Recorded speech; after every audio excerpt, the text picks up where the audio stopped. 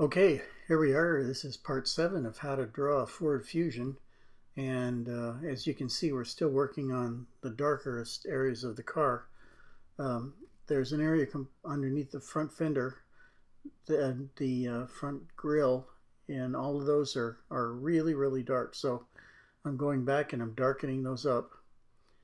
And when I get done with the fender well here, then I'll go and work on the two tires from the right hand side that are completely in shadow. And by darkening those up, that's going to help make that more believable that they're not being struck by any ambient or atmospheric light. So that will help sell the fact that this is a car and it has width and solidity. Okay, here I'm working on the door panel, and same kind of reason. I want to establish the dark values, and then when I put the highlights next to them, then it will make it look as exciting as we can, as dramatic as we can, because the difference between the lights and the darks. Same thing in the grill there. You see I've got a very dark section up above the grill bars, but the grill bars themselves are I think they're polished aluminum, but they're shiny, so that's going to give me a good contrast. Same with the lower one, except they've got a little bit of shadowing on them. The lower two, which are right next to the turn signal lights, or I guess that's probably driving lights. Anyway, so what we're doing is, like I say, we're darkening the door panel in order to make it look as dramatic as we can. I want to get it dark, and then there will be some little light areas in it too that'll help show that there are some reflections being picked up by the black body of this car. And that's very important. Whenever you have a highlight that you can use on a dark car, it's just like a gift. It makes it so much easier for you to tell your story, because then you're showing that it is a shiny car and it's picking up reflections.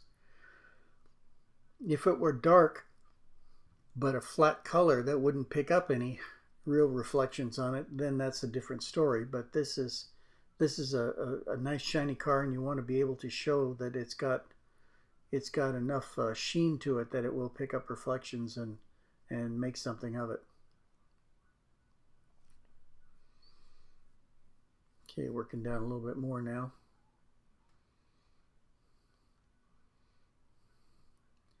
Working below the side trim there. It may not look like it, but it looks like I'm drawing lines or something like that.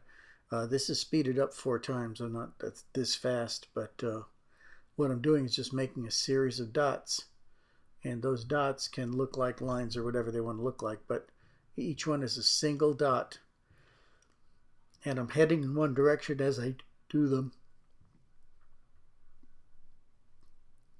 Therefore, it kind of looks like I'm going across in a line, but it's just because that's the way I do it.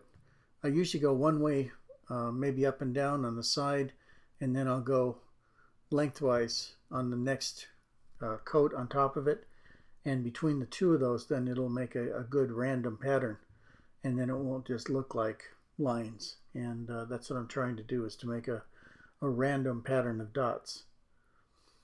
You can see under here where I'm just starting that I had what looked like lines again, and they're lines composed of dots. But now I'm going the opposite direction, and that's going to make it look just like a whole bunch of dots. So that's the effect that I want. Okay, getting down to the end of the panel there for the door, the lower rocker panel. And this is the right rear wheel and tire assembly that I'm working on. And here's the right front that I'm working on now, plus darkening up underneath the apron panel, underneath the front grille. And it's very important that you really put that in shadow, and that helps tell your story better, because there's no light in there at all. And when you're doing this black and white, you have to really sell the fact that there is shadow. If you don't, then you just come up with a boring drawing, and you don't, why spend all this time if it's just going to be a boring drawing? So really punch it up and do the best you can to make the difference between the lights and the darks evident. That's going to make people really want to take a look at it, and they're going to think that it's a great picture. So that's my advice. That's what I try to do all the time. Anyway, just about done. I hope to see you back tomorrow. We'll do a lot more.